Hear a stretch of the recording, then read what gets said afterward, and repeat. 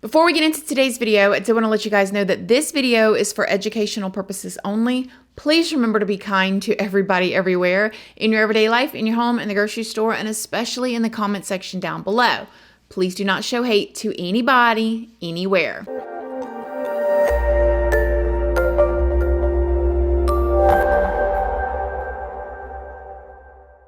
Good morning, my lovelies, my beauties, my friends. My name is Christina and welcome to my channel.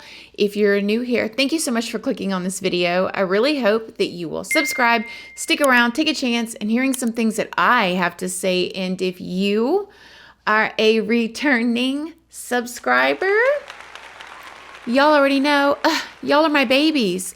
So good morning, good morning, good morning. How is everybody doing today? I hope you all are having an amazing day. I hope you all are having a wonderful 2023 so far. It seems like it's a bit of a roller coaster for everybody that I talk to. So I hope everybody watching this is having a good year, starting it off on a good foot. Speaking of that, in today's video, we are going to be talking about the case of Anna Walshe. Now, this is everywhere right now, and it's pretty kind of hard. It's hard to believe. When you hear the details of this and you hear about what happened, you go, what in the heck? Talk about every flag in the book from the beginning to the end, and now the way that this situation is as of me filming this. So make sure you guys stay all the way to the end so you get all of the details, because this is going to be something that we're going to be following. So let's just start at the beginning. Anna Walshe has been known as a very beautiful, charismatic, a loving mother, hardworking, extremely driven woman. I mean, the woman was very successful in every business venture that she has done. She owned multiple investment properties. I mean, she's got it going on. Anna is 39 years old and she immigrated to America from Serbia. She worked in the hospitality industry before she came into success in the real estate business. And currently, her LinkedIn page says that she is working as a regional general manager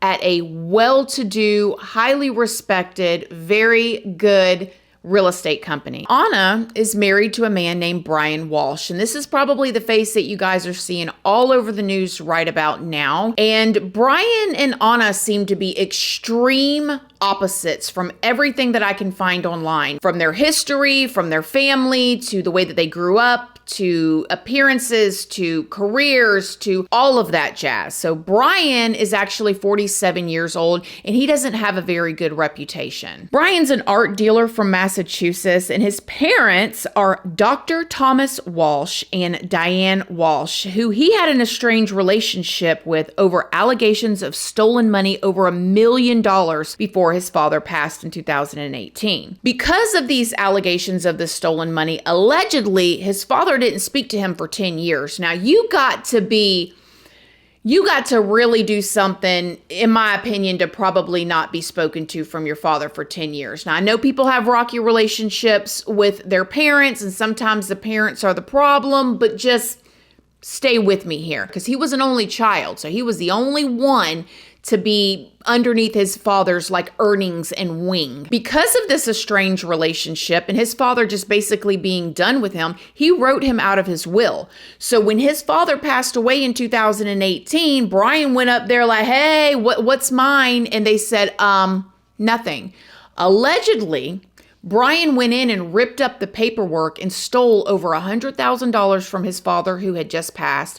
Paintings, jewelry, all kind of stuff. Just took anything and everything that he could. And then he allegedly turned around and sold all the stuff. So it's like, if this is true, this guy was taking from his father while he was alive and while he was gone. People that were relatives to Brian and friends and people around him did not have very good ways to describe him. They described him as angry, manipulative, very cunning. There was even family members that said that he was diagnosed as a sociopath. Now, Anna met Brian in 2008 when they were both working in Massachusetts. They were working in a hotel together and they became friends and close at first and quickly got into a relationship and started dating. A lot of people were asking Anna why she was dating Brian, and the only thing that we can put together as of right now is that he could be very manipulative and cunning and somehow, some way swept her off her feet. Anna continued to date him, and again, Anna was successful herself. She had no reason to date Brian or be with him other than for some reason there was some spark there on her end and she really liked him.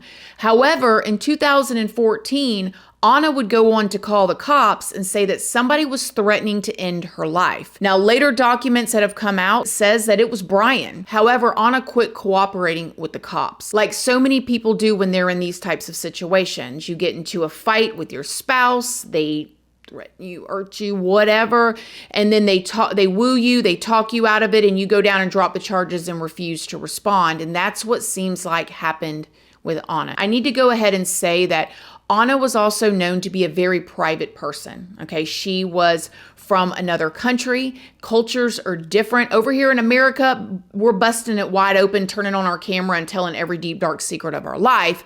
But in a lot of other countries and cultures, they don't do that. Things are very private. Like a lot of our grandmas and grandpas, right? Like we have no idea what they went through when they were married for 60 years, but we can guess that it wasn't all sunshines and rainbows, but they don't talk about it. And because of that, it seemed like Anna just kept everything secretive and didn't really talk about things. Now, Anna would go on to marry Brian in 2015, just a year after this alleged threat and the cops being called. And for whatever reason, she loved him and thought that it was in her best interest to marry him. After she married him, they went on to have 3 children together between the ages of 2 and 6. And Anna continued to work at this real estate company where she was very loved by her boss and by her employees. Hello, everybody.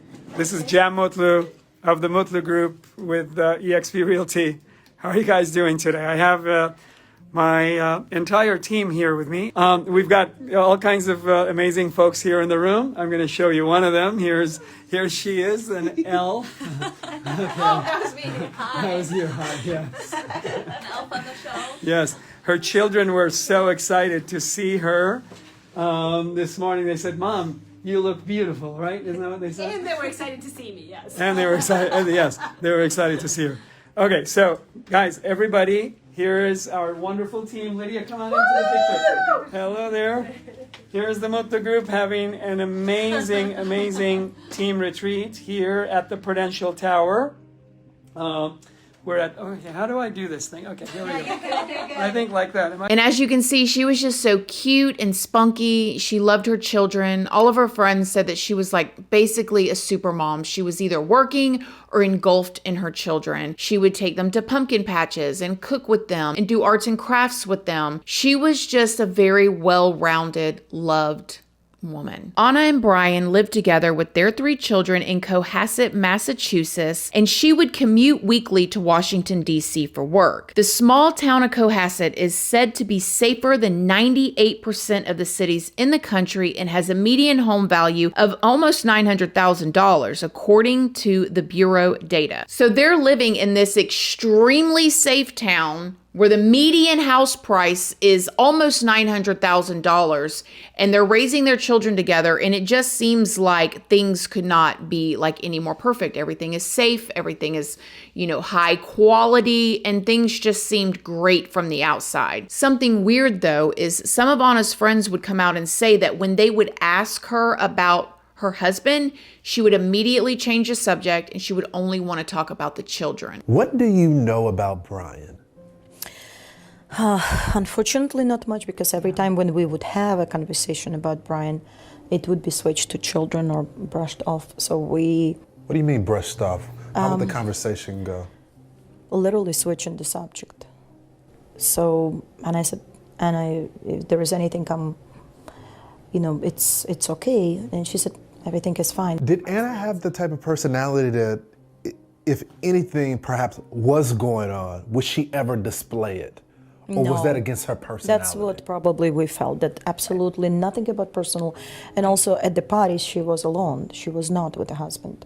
Even if she would be a sponsor. She never showed up to social settings with Brian? Him, no. That was unusual. And she was also very close with her mom. They talked almost every single day via text or via phone call.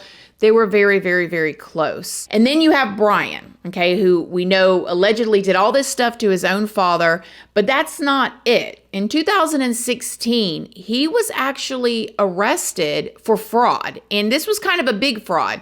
He allegedly went on to eBay and sold 2 different paintings and said that they were this famous artist, and he got $80,000 a piece for them. The person that purchased them gets the artwork and realizes that they're fake, and then ends up, contacting the authorities. He ends up getting arrested. He went through this long court process and would eventually end up on house arrest. So Brian just seems like a scammer. Like he's a scammer, he's a fraud, he's a liar. His own family says he's manipulative, he's a thief. And then people are also looking at Anna and going, why would you be with him? So at this point in time, we're going to fast forward to December of 2022, which was just, last year. The 2 of them are living in this beautiful home.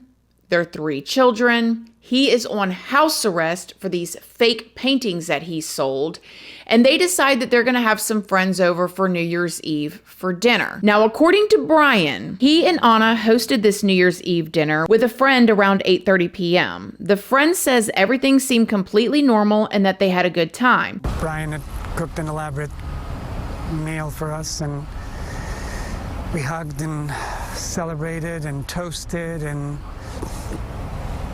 just what you do over New Year's, and there was a lot of looking forward to the new year.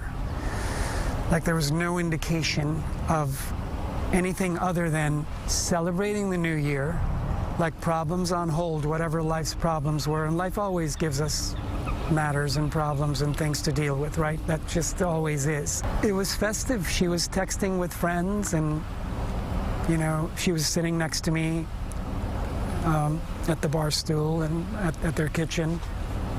There was absolutely no indication that any modicum of a tragedy of disappearance or anything else could have happened that night. The friend left at around 1 a.m. and Brian says him and Anna went to bed. She just disappears. And then on January 4th, when she doesn't show up to work, remember how close she is to her coworkers and how driven she is? She doesn't show up to work. She's not answering her phone calls. Her employer actually called 911 and reported her missing. When they showed up to the house, they knock on the door to say, hey, I need a welfare check. We're looking for Anna. Brian answers the door and goes, oh, wait a minute. Yeah, she's been gone for a couple days. I haven't seen her. And the cops are like, what? So they start questioning him. And this is when Brian says that around 1 a.m. on New Year's Day, he says that Anna received a phone call from work. He said that Anna said that she had an emergency and she needed to hop on a plane immediately to Washington, D.C. She supposedly left the house sometime between 6 and 7 a.m. while Brian was sleeping, and she used a ride-share service to get to the airport. Now, of course, the cops went and they checked at things like Uber and Lyft and all the ride-share services, and they could not find any documentation of a car coming to their house and going to the airport. They went on to look at flight tickets. They could not find her on a plane anywhere, and things are just not adding up, and they're starting to wonder where she is. So when Brian was further questioned, he told the police that he spent New Year's Day running errands for his mother at Whole Foods and CVS. However, Brian was not seen on any of the security cameras from the stores. In fact, later the police would discover surveillance footage of Brian an hour north of his home behind a liquor store near their dumpster. On January 2nd, Anna's phone pinged in the area around their home at around 3:14 a.m. There has not been any activity since. So Anna's phone should not have pinged in that area around their home if she was in Washington, D.C. But that same day, Brian told the police that he visited a juice bar in a nearby town and went home. However, cops would later discover video evidence that showed Brian actually went to a Home Depot. It is a 9-minute drive from the juice bar to this Home Depot in Rockland, Massachusetts. And this was not on his approved list of places he could go. And he certainly didn't tell them that he came to this Home Depot. But They say that he actually made a couple of pretty significant purchases. Here's what's on the list: Tyvek tarps, buckets, drop cloths, cleaning supplies, and various kinds of tape.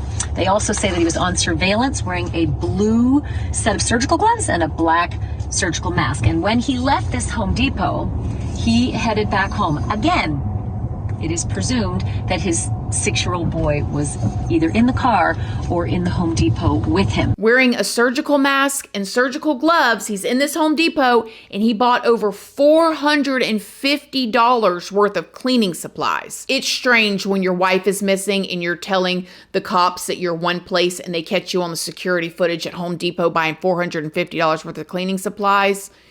Okay. Anna actually did have a flight scheduled for her to fly to DC on January 3rd, but she never showed up for her flight at all. Which then brings us back to January 4th. And January 4th is when the head of security at Anna's job called the police at around 11:45 a.m. to request this welfare check on Anna. They reported that her car was parked at her $1.4 million townhouse in Washington, but no one was there and they hadn't seen her or heard from her. And when they contacted her husband Brian, he hadn't even filed a missing persons report yet. Anna actually had a townhouse, a $1.4 million one in Washington, where she would stay there when she would go there for work, because she had all these different, properties. Brian was acting pretty nonchalant about things. So then on January 6th is when the cops went on to do a press conference. At the news press conference, the police chief said that Brian and all of Anna's family and friends had been fully cooperative with the investigation. That same day, though, the Walshe's former residence caught on fire. Everybody that lived in this house at the time was able to get out and escape, thankfully, without, being hurt or anything. However, when the fire rescue went in there, they said it was a pipe and that it just happened to be accidental, but it really was a strange coinky-dink. It was a strange coinky-dink that their former house caught on fire the same day as the press conference. Like, did somebody take something and put it in there? Like, did they live there before and maybe he knew of some secret spots? Who knows, but it was a weird coinky-dink. The next day, on January 7th, after a 2-day-long ground search near the Walsh's home, local and state police announced that they were suspending the search and moving to other locations. They drained the pool and everything, and it was just so sad to see them draining the pool. It's like they're looking for this woman, okay?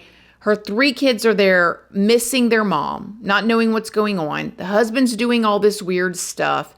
And it's just sad. Then there seemed to be like a break in the case on January 8th. And this is when they arrested Brian, which some people were surprised, but a lot of people were not surprised. And the reason why they arrested him is because on the 8th, when they returned to the home with a search warrant, this is when they found a broken knife and blood in their basement. They arrested Brian and said that he misled the investigation. The next day, on January 9th, when Brian was in front of a judge, he had a bond hearing, and this is when he's caught kind of smiling like, it irks me. It irks me. He's innocent until proven guilty, but come on. Like, what? This is... Anyways, he ended up getting a bond for $500,000. On January 10th, investigators removed 10 trash bags for testing in a search north of Boston at a trash transfer station after they dug through a dumpster at the apartment complex where Brian's mother lives. The items that the investigators found in the dumpster at Brian's mother's apartment complex are blood-stained items, a hacksaw, Anna's scene card, so literally linking her to these items, and Brian's DNA. Because of that, now the mother, Brian's mother, is part of the investigation. And this is where things get even worse. I don't know if maybe this makes it worse or better. It's just so sad. Because Anna's family are from another country, she has no family here. Okay, and then you've got Brian, who's an only child. His father's passed, and now his mother is part of the investigation because of these items being found in the dumpster.